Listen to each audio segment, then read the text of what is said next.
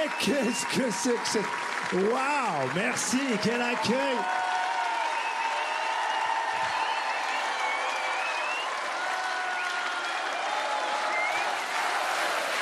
Merci. Les amis, je suis très heureux. Je fête un truc assez particulier ce soir. Ça va faire 4 ans, jour pour jour, ce soir, que j'ai arrêté de boire de l'alcool. Et ça...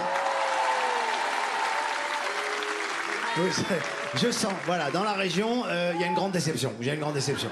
Je sens les gens, putain, c'est dommage, pourquoi? C'est comme mes potes à qui j'ai dit que j'avais arrêté l'alcool. Tous, ils ont la même réaction. Ah bon, pourtant, tu buvais pas beaucoup. T'étais comme nous, quoi, un peu le matin, un peu le midi, un peu le soir. Non, non, j'ai arrêté les amis et ma vie a changé, je me sens mieux. Alors, bon, à part quand je prends l'avion. Avant, quand je prenais l'avion, j'aimais bien les 2-3 verres de rouge qui me mettaient une petite... on arrive dans combien de temps? Là, je prends des somnifères. Écoutez-moi, il m'est arrivé un truc il y a quelques semaines, je devais partir à New York. J'arrive à Roissy-Charles de Gaulle. Je prends 2 somnifères hyper puissants au moment d'enregistrer mes bagages. 20 minutes plus tard, on m'annonce que mon vol est annulé. Je dis, madame, le problème, c'est que moi, je suis déjà parti. Je sais pas si t'as déjà été défoncé à 10h40 du matin sous somnifère, c'est une ambiance, hein. Ah, tu erres dans l'aéroport, tu sais pas quoi faire, bon, tu fais comme tout le monde dans un aéroport, tu vas chez Paul, hein, c'est ce que tu fais. J'étais tellement défoncé, je suis arrivé là-bas, je dis, il est là, Paul? Et là, il y a une dame qui a dit, bon, alors on va vous mettre sur le vol de demain, hein, et puis pour nous faire pardonner, on vous offre une nuit d'hôtel à l'Ibis de Roissy. Bon, non, c'est gentil. J'aurais pu aller dormir chez moi, dans mon appart parisien, et revenir le lendemain, mais non, je suis aussi un blédard. C'est-à-dire, quand on m'offre de dormir gratuit quelque part.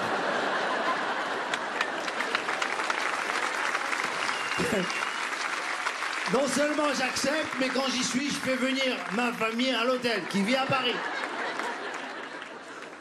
Ils m'ont donné une chambre avec vue sur piste. J'étais défoncé, je voyais des avions qui décollaient, qui atterrissaient, un gars avec des bâtonnets lumineux orange qui faisait ça. J'ai ouvert la fenêtre, j'ai commencé à lui faire des délires moi aussi. Ah, j'étais fracasse, mais j'étais bien. Je me suis dit quelque part, pourquoi j'avais besoin de voyager? Pourquoi on veut toujours partir, les amis? Pourquoi on pense que loin et ailleurs, c'est mieux? Parce qu'on veut pas faire le travail en nous. Récemment, j'ai un copain qui m'a dit, ouais, j'en peux plus, je me barre, j'ai besoin de me retrouver, je pars en Inde. Je lui ai dit, frérot, s'il y a un endroit où tu vas avoir du mal à te retrouver, c'est l'Inde. Il y a du monde, c'est grand, je connais, même nous, on va pas te retrouver. Ce que je te conseille, c'est trouve-toi d'abord en France et après tu te rejoins en Inde. Mais je peux pas juger ça. Chacun essaie des trucs pour être heureux. Moi, j'ai tout essayé, les amis. J'ai tout essayé pour être heureux. Et il y a une seule chose qui me rend profondément heureux et joyeux, c'est d'être sur scène face à vous. Vraiment. Ça fait 30 ans que je fais ce métier et rien n'a changé. Rien. Bon, il y a des trucs qui ont changé, je te dis la vérité. Bon, je vois plus comme avant, je vois plus de près. Le premier rang, là, je vous imagine. Écoute-moi bien. Je te jure, et récemment, j'étais chez l'ophtalmo, il m'a vraiment fait réaliser que j'avais vieilli, parce qu'il commence le test de vue, il passe derrière moi, il me parle, tu vois, et il s'éloigne, et j'entends Monsieur El Malais au bras de... Et je réalise en même temps que j'entends moins bien. Là, je suis en panique, il me dit, je vais vous envoyer chez un confrère pour l'audition, il n'y a pas de problème. Mais dites-moi plutôt, depuis combien de temps vous ne voyez plus de près? Je lui ai dit, je sais pas, j'ai oublié. Il m'a dit, ça, c'est un autre confrère encore. Et il a commencé le test de vue, on connaît tous ce test, les amis. Il te montre des lettres, tu dois lui dire quand tu les vois, tu dois lui dire quand tu les vois pas. Mais nous, pour des raisons qui m'échappent, même quand on les voit pas, on lâche pas l'affaire, on veut absolument réussir le test. On est là, on négocie presque. Tu sais, on passe à la forme interrogative, genre... non, il te dit non, tu à un moment donné, il m'a montré, je savais même pas si c'était un U, un T, un V, un 13 ou un Z. Je savais pas quoi dire, j'ai fait n'importe quoi. Il m'a dit, j'entends pas. Je lui ai dit, il faut aller voir votre confrère.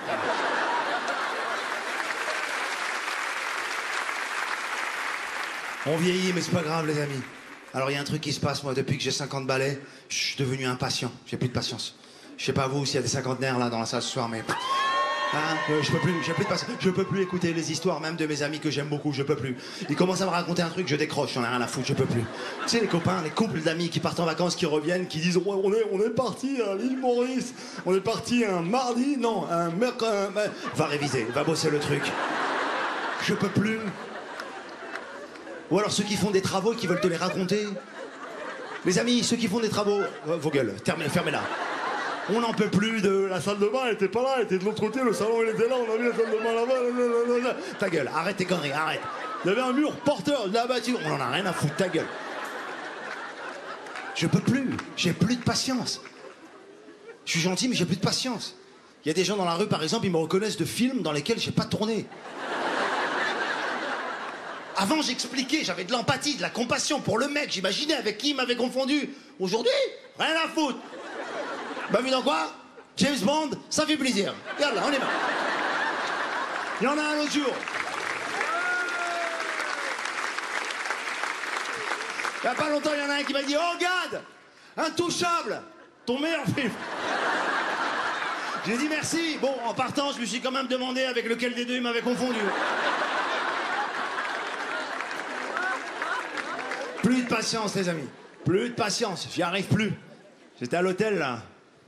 Il y a quelques jours, en tournée. Je sors de la piscine, je trouve pas les serviettes. Ça m'énerve. Mais ça m'énerve vieux. Ça m'énerve...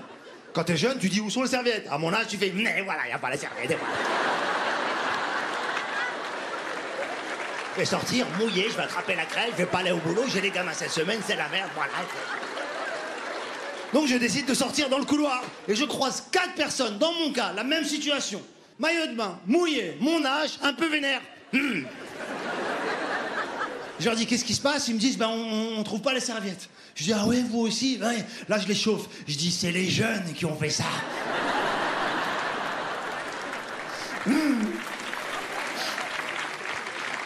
Je leur dis, venez avec moi. On va à la réception. Et là, je me transforme en leader d'un groupe de gens mouillés. C'est parti. Et là, vous allez comprendre mon impatience. À la réception, je dis, madame, y a pas de serviette. Elle me dit, oui, je sais. Elles sont au 3e étage.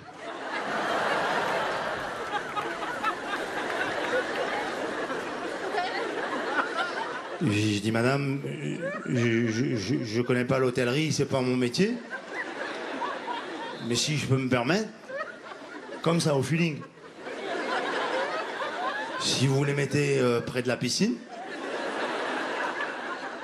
ça peut cartonner.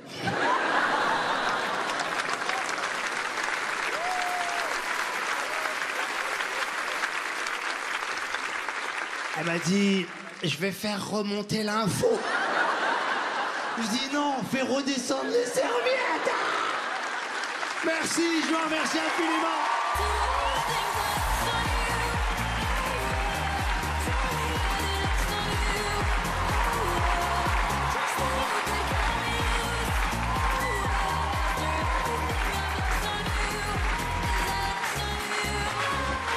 Mesdames et messieurs, je vais vous demander de vous asseoir pour accueillir la prochaine, c'est ce qui est extraordinaire.